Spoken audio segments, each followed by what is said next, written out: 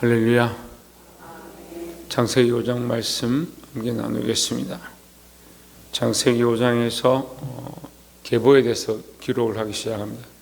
계보는 그 전에 없었죠. 아담만 창조하신 하나님께서 인간의 계보가 필요 있지 않았습니다. 또한 기록이 될 이유가 없죠. 근데 가인이 태어나고 셋이 태어나고 이제 그들을 통해서 자녀들이 태어나기 시작할 때 이제 계보가 기록되기 시작합니다. 그래서 5장 1절에 보면 이것은 아담의 계보를 적은 책이니라. 하나님이 사람을 창조하실 때 하나님의 모양으로 지으시되 했습니다. 자, 2절에 보면 남자와 여자를 창조하셨고 그들이 창조되던 날에 하나님이 그들에게 복을 주시고 그들의 이름을 사람이라 일컬으셨더라 했습니다. 사람이다, 아담이다 이렇게 하고 흙으로 돌아가리라 했는데 사람이다, 아담이다, 흙이다 같은 뜻입니다. 결국 인간은 먼지다 이런 뜻입니다. 어렵게 생각할 필요 없어요. 인간은 흙에서 지어졌고 흙으로 돌아간다. 그래서 문제처럼 사라질 인생이 너무 많은 가치관들을 바라보다 보니까 하나님 창조하신 섭리는 잊어버리고 돌아갈 흙으로 소망을 두지 않고, 그러니까 하나님 나라에 소망을 두지 않고 세상에 썩어질 것들에 소망을 두니까 결국 흙과 같은 인생을 사는 겁니다. 지어지기는 흙으로 지어졌지만 하나님의 모양과 형상을 따라서 지어졌으니까 우리의 가치와 소망은 하나님의 모양과 형상이 있어야 되는데 지어진 흙에 자꾸 소망을 두는 거죠. 이 땅에 소망을 둔다 그러죠. 썩어지고 없어질 때 소망을 두지 말고 영원한 데 소망을 두고 하나님께 소망을 두시기를 주의 이름으로 축원합니다. 3절에 보면 아담은 130세에 자기의 모양 곧 자기 형상과 같은 아들을 낳아 이름을 셋이라 하였고 했습니다. 이 말씀의 의미가 참 아름다운 것 같은데, 아담이 130세에 낳은 아들을 셋인데 그 셋을 뭐라고 표현하느냐. 하나님, 우리가 지어질 때 하나님께서 우리를 인간을 하나님의 모양과 하나님의 형상으로 창조하셨다고 했는데 그 표현을 비슷하게 쓰는 겁니다. 아담이 자기의 모양 곧 자기 형상과 같은 아들을 낳아 했습니다. 아담의 모양과 형상을 닮았다. 아담이 그렇게 낳는 것도 아니고 아담이 자기 모양과 형상을 따라서 지은 것도 아니죠. 하지만 하나님께서 아담을 만드실 때 하나님의 모양과 형상을 닮았던 것처럼 아담이 낳고 나니까 아담의 모양과 형상을 닮았다. 그 말은 무슨 뜻이냐면 이 셋 또한 그 속에 뭐가 있다? 하나님의 형상이 있다. 이렇게 표현하는 겁니다. 그래서 우리가 4장 끝날 때 얘기하죠. 셋도 아들을 낳고 그의 이름을 에노스라 하였으며 그때 사람들이 비로소 여호와 이름을 불렀더라 라고 기록되고 있는데, 그럼 결국 셋 속에도 하나님 형상이 있고 셋이 낳은 아들도 하나님 형상이 있어서 하나님의 모양 형상을 따라서 하나님의 이름을 불렀다. 그래서 모든 인간이 태어나면서 하나님 알만한 것들이 있어요. 하나님 알만한 것들이 있는데 인간들이 하나님께 소망을 두지 않냐고 땅에 소망을 두니까 하나님을 잊어버리고 자꾸 땅의 것은 알아가는 거죠.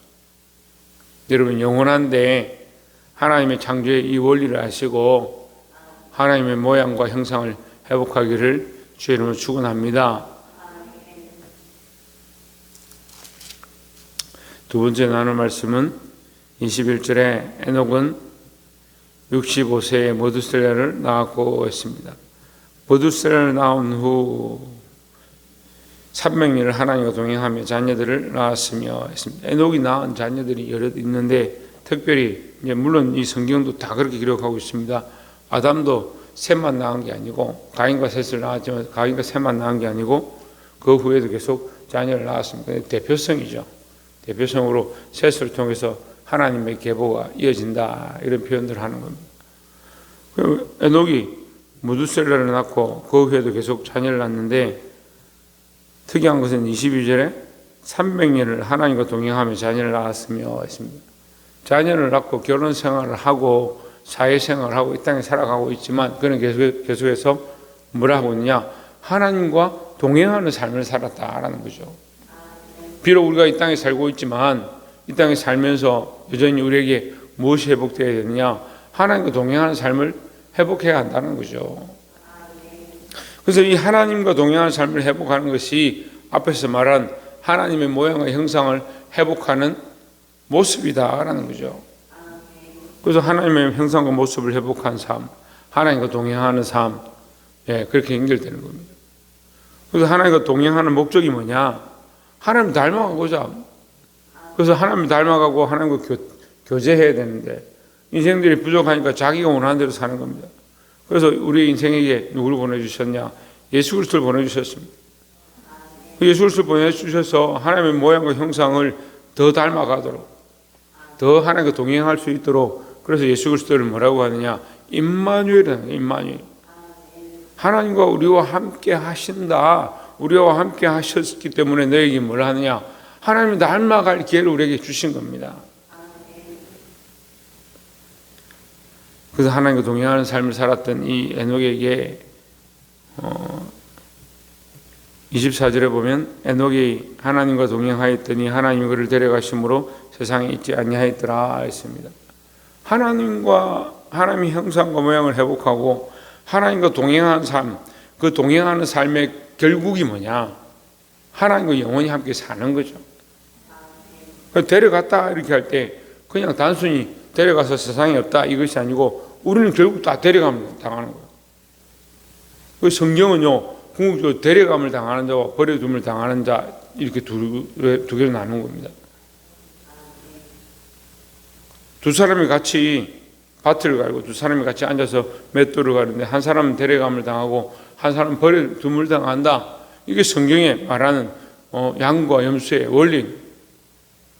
우리는 양이 되자, 염소가 되자 이렇게 배울 것이 아니고 하나님과 동행하는 자, 하나님의 모양과 형상을 회복하는 자, 그 결국이 뭡니까? 데려감을 당하는 자. 버려둠을 당하는 자, 세상에 버려둠을 당하는 자가 아니고 주님 오실 때 데려감을 당하는 자. 그런 삶을 사시기를 주의 이름으로 축원합니다. 또 나아가서 25절에 보면 모두셀라는 187세에 라명을 낳았고 라명을 낳은 후에 782년을 지내며 자녀를 낳았으며 27절에 그는 969세를 살고 죽었더라 했습니다. 저번에 제가 이 설교할 때도 얘기를 했었는데 모두셀라는 누구나 다 똑같이 인정하는 무슨 복을 받았느냐? 장수의 복을 받았죠.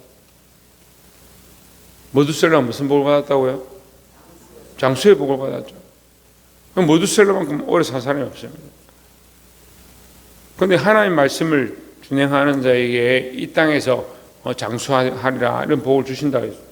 부모를 공경하는 자에게 장수의 복을 주신다 했습니다. 그런데 모두셀라는 부모가 없어요. 왜 없어요? 하나님 데려가셨으니까 없죠.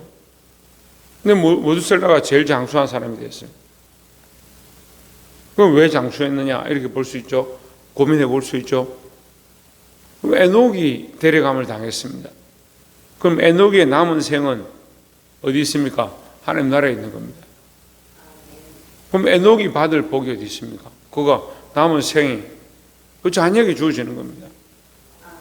이것이 성경적 원리다. 우리가 소망을 가지고 기도하고 하나님 앞에 살면 하나님께서 우리에게 복을 주실 것이고 영원한 하나님 나라의 소망을 주시고 영원한 하나님 나라의 축복을 주실 건데 우리가 이 땅에서 다 누리지 못하면 우리 자녀들에게 흘러가는 거예요. 그래서 우리는 이러한 기도를 하는 겁니다. 하나님 나라의 소망을 가지고 기도하고 하나님의 형상과 모양이 회복될 것들을 기도하고 하나님과 동행하는 것을 기도할 때에 하나님께서 이 땅의 모든 것들을 채워주신다라는 거죠. 그 내가 누리지 못하면 내 자녀에게 내가 다 받지 못하면 내 자녀에게 내 다음 세대에 또한 다른 영혼들에게 하나님 주실 것이다 라는 겁니다. 이 믿음을 가지고 늘 기도하고 하나님 형상을 회복하고 하나님과 동행할 수 있는 저와 여러분 되시기를 주의 이름으로 축원합니다. 기도하겠습니다.